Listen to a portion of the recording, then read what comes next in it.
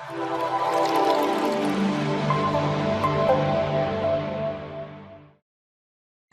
Students, कैसे हैं आप सब। स्वागत है आप सबका आपके अपने यूट्यूब चैनल पर जिसका नाम है टीच स्मार्ट। अगर आप पहली बार चैनल पर विजिट कर रहे हैं तो वीडियो को लाइक, शेयर और सब्सक्राइब करना बिल्कुल ना भूलें। इससे पहले की वीडियोस देखने के लिए आप डिस्क्रिप्शन में दिए गए लिंक पर जाकर वीडियोस देख सकते हैं, जहां पर आपको अलग अलग प्लेलिस्ट मिल जाएगी। तो चलिए बिना देर के बाद शुरुआत करते हैं हमारे आज के इस वीडियो की। और आज का वीडियो है पटना कलम के शब्द अर्थों को लेकर। चलिए देखते हैं। पहला शब्द है बदहवास, और बदहवास शब्द का अर्थ है बौखलाया हुआ। वाक्य बनाते हैं, राजू आज कुछ बदहवास सा लग रहा है। ये वाक्य हो गया। चलिए अगला शब्द लेते हैं, कार्यालय। और कार्यालय शब्द का अर्थ होता है दफ्तर या काम करने का स्थान। वाक्य बनाते हैं, मेरे पिताजी रोज कार्यालय जाते हैं। ये वाक्य हो गया। अगला शब्द लेते हैं, संतरी। और संतरी शब्द का यहाँ पर अर्थ है पहरेदार या चौकीदार। वाक्य बनाते हैं, सरकारी दफ्तर में आपको संतरी देखने को मिल ही जाएगा। ये वाक्य हो गया। चलिए अगला शब्द लेते हैं, रपट। और रपट शब्द का अर्थ है शिकायत। वाक्य बनाते हैं, आज गांव में लड़ाई हो गई तो सभी रपट लिखवाने चल पड़े। ये वाक्य हो गया। अगला शब्द लेते हैं, शब्द है मशगूल। मशगूल शब्द का अर्थ है व्यस्त या लगा हुआ। पहले से किसी काम में व्यस्त है या वो उस काम में लगा हुआ है। वाक्य बनाते हैं, आज अध्यापक जी काफी मशगूल दिखाई दे रहे हैं। चलिए अगला शब्द लेते हैं, टोका टाकी। और शब्द का अर्थ क्या है टोका टाकी का? बाधा डालना या प्रश्न करना। चलिए वाक्य बनाते हैं, मुझे टोका टाकी बिल्कुल पसंद नहीं है। ये वाक्य हो गया। चलिए आप भी अपनी तरफ से 7 वाक्य बनाते रहिए। अगला शब्द लेते हैं, शब्द है बर्दाश्त। और बर्दाश्त शब्द का अर्थ है सहन करना। वाक्य बनाते हैं, जब व्यक्ति बूढ़ा हो जाता है तो उसे काफी कुछ बर्दाश्त करना पड़ता है। ये वाक्य हो गया।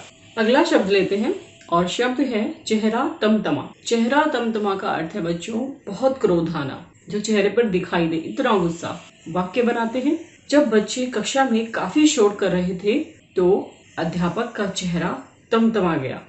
ये वाक्य हो गया। और आप अक्सर ऐसा करते भी होंगे।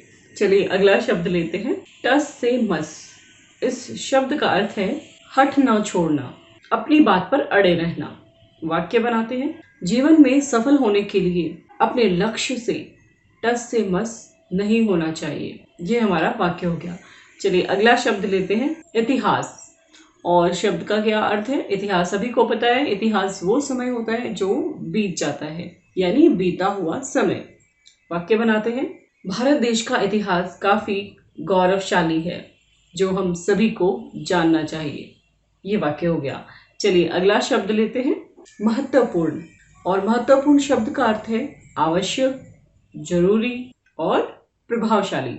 वाक्य बनाते हैं, स्कूल के अंतिम दिवस पर मुख्याध्यापक द्वारा कही गई बातें काफी महत्वपूर्ण थी जो जीवन भर याद रहेंगी। ये वाक्य हो गया। चलिए अगला शब्द लेते हैं, नायाब। और नायाब शब्द का अर्थ है अप्राप्य या जो जल्दी ना मिले, यानी जो जल्दी प्राप्त ना हो वो अप्राप्य हो गई।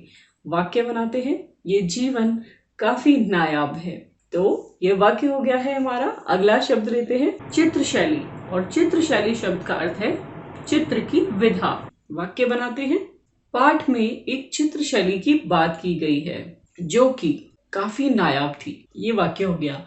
चलिए अगला शब्द लेते हैं, जनजीवन। और जनजीवन शब्द का अर्थ है सार्वजनिक जीवन, यानी वो जीवन जो वहाँ के सभी लोग जी रहे थे या जीते हैं उसके बारे में बताना, तो वो जनजीवन हो गया। वाक्य बनाते हैं, गांव के लोगों का जनजीवन आज भी बहुत सरल है। ये वाक्य हो गया। अगला शब्द लेते हैं, उत्साहपूर्वक। और उत्साहपूर्वक शब्द का अर्थ है खुले मन से, तहे दिल से या खुशी खुशी से। वाक्य बनाते हैं, आज हमारे पड़ोस में शोभित का जन्मदिन है, सभी काफी उत्साहपूर्वक काम में लगे हुए हैं। ये वाक्य हो गया। चलिए अगला शब्द लेते हैं, शैली। और शैली शब्द का अर्थ है ढंग, तरीका। वाक्य बनाते हैं, हमारी जीवन शैली सीधी और सरल होनी चाहिए। ये वाक्य हो गया। चलिए अगला शब्द लेते हैं। अगला शब्द है अभ्रक। और अभ्रक शब्द का अर्थ है खनिज। जिसे हम बहुउपयोगी खनिज भी कहते हैं, क्योंकि इसके बहुत सारे उपयोग हैं। चलिए वाक्य बनाते हैं। वाक्य है, अभ्रक पारदर्शक तथा तापरोधक होने के कारण यह लैंप की चिमनी, स्टोव, भट्टियों आदि में प्रयुक्त होता है। ये वाक्य हो गया। अगला शब्द लेते हैं, कलाकार। और कलाकार शब्द का अर्थ है कला को जानने वाला या अभिनेता भी आप कह सकते हैं, और इंग्लिश में आर्टिस्ट शब्द इस्तेमाल कर सकते हैं। तो कला को जानने वाले को कलाकार कहेंगे। वाक्य बनाते हैं, मैंने इतना अच्छा कलाकार आज तक नहीं देखा। ये वाक्य हो गया। चलिए अब करते हैं हम इस वीडियो का आखिरी शब्द, और शब्द है ऐतिहासिक धरोहर। अब ऐतिहासिक धरोहर क्या है? इस शब्द के अर्थ को बहुत ध्यान से सुनेगा। वह गुण, वस्तु या विचार जो परंपरा के रूप में हमें अपने पूर्वजों से मिलता है, उसे ऐतिहासिक धरोहर कहते हैं। क्लियर? चलिए वाक्य बनाते हैं। पटना कलम एक ऐतिहासिक कलम है। यह लगभग 200 वर्षों का इतिहास समेटे हुए है। ये वाक्य हो गया। तो ये था आज की कहानी का वीडियो, जिसमें हमने बात की पटना कलम के शब्द अर्थों को लेकर। तो उम्मीद करती हूँ आपको ये शब्द अर्थ अच्छे लगे होंगे और आपने अपनी तरफ से भी नए नए वाक्य बनाने की कोशिश की होगी। फिर मिलते हैं आपसे जल्दी ही अगले वीडियो में।